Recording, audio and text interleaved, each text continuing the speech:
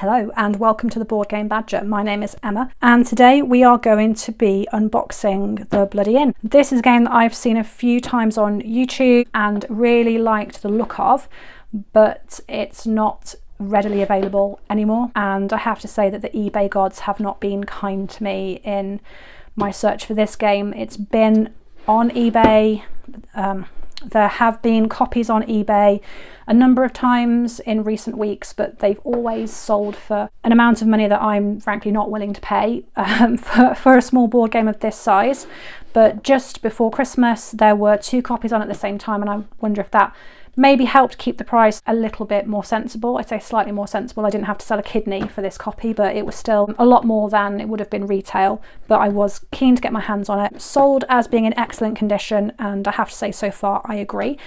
I love this artwork. I love the colours on the front, these ravens or crows, this guy here, and the designs in the background. Great, absolutely great.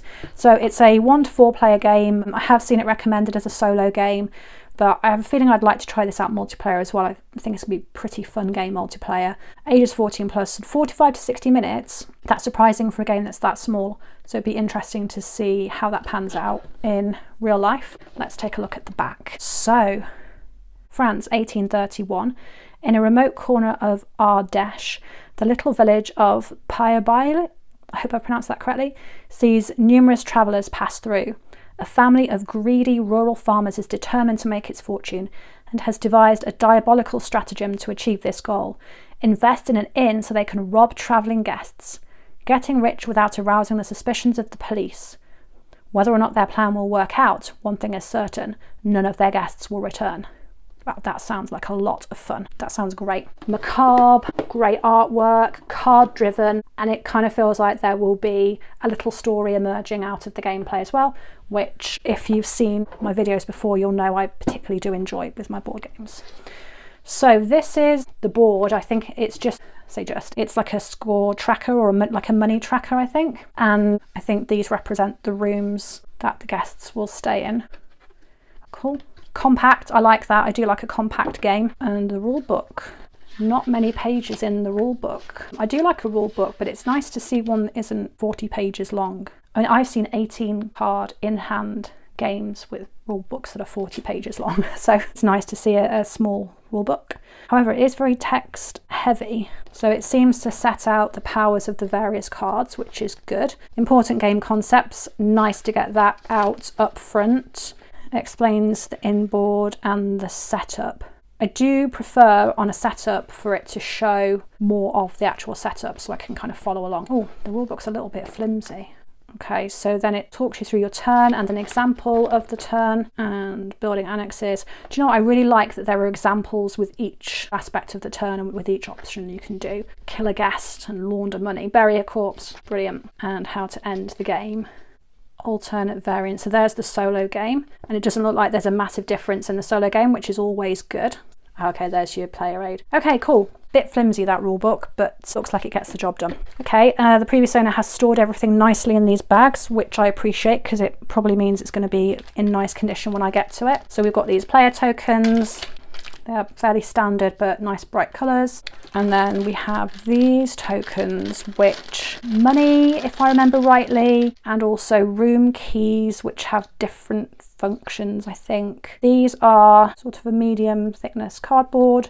They're quite nice and they are in good condition, so the previous owner has taken good care of this. And then this is the bit I'm really looking forward to, the cards. There's that guy again. I guess is that like a first player marker or something? Oh, a player aid card. I like that. Enough player aids to go around for everybody. So tells you your phase and your actions, what your options are for your actions, how the round ends. Ah, and it's also an annex, so you can bury a corpse under it. I like things with a dual purpose. Player aid, also a place to bury a corpse. New one on me, but I love it. Okay, let's look at these cards themselves. So more of this brilliant art. Look at him. Look at his face. A cultivator with his pitchfork and his vegetable garden. And representative. There's monk and an abbot, newsboy. Oh, some of these are upside down. I like my cards to be all the same way around. A distiller. And they all have special abilities. So at the end of each round, do not pay the wages for one of the accomplices in your hand. So what you choose to play and when matters. And there's a policeman there who I think will cause you to lose if you have an unburied dead body when he shows up at your inn. Mechanics. And people are worth different amounts if you can kill them. But if you don't kill them and you recruit them or bribe them to be part of your crew, you have to pay their wages. You can take advantage of their special abilities, from what I remember from watching a couple of playthroughs on YouTube. These are cool. I really like a card-driven game. I don't know why. I just like nicely designed cards with nice clear text and icons, beautiful artwork. I just really like them. Landscaper. And a baron. And the cards are kind of where all of the work of this game goes. Oh look, there's your bodies. Guests come to your inn, you choose what you're going to do with them. If you kill them, you have to find a place to bury them. You avoid the police. Sounds like a nice, kind of fairly light, but really intriguing and different theme for the game. The theme and the artwork really grabbed me. So I'm looking forward to getting into this one and seeing if it's as good as it looks. I haven't played it yet. I've only kind of seen playthroughs and had the game recommended to me. If you've played it, I would love to hear what you made of it, any hints or tips that you've got. Let me know what you think of the game. I, for one, can't wait to start playing it. So thank you for joining me today. I will leave you to the rest of your day. I hope it's a good one, and I will see you next time.